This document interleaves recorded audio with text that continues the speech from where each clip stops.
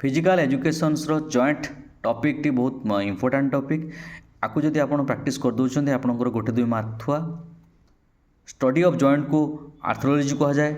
आ 3 प्रकार जॉइंट्स थाए जोटा को इमूवेबल जॉइंट जोटा कि फिब्रस जॉइंट बा सिनार्थ्रोसिस जॉइंट नाम जना।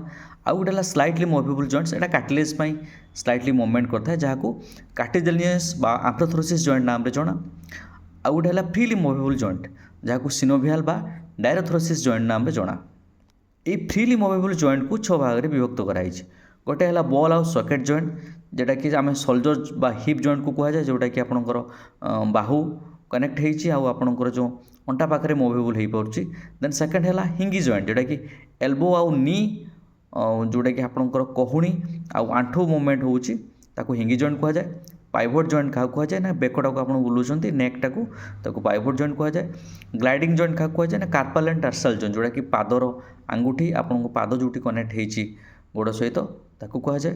सेडल जॉइंट क्या कहुए ना थम जॉइंट आंगुली जो छोट छोट मूवमेंट थाए हाथ में से आंगुली गुड़ार को थम जॉइंट कहुए बा सेडल जॉइंट कहुए। तापर आसला कंडिलर जॉइंट जोटा कि रिस्ट जॉइंट जोटा कि आप रिस्टा को मुव कर मुठी पाखे जो जॉइंटा थाए सेटा रिस्ट जॉइंट बा कंडिलर जॉइंट कहुए।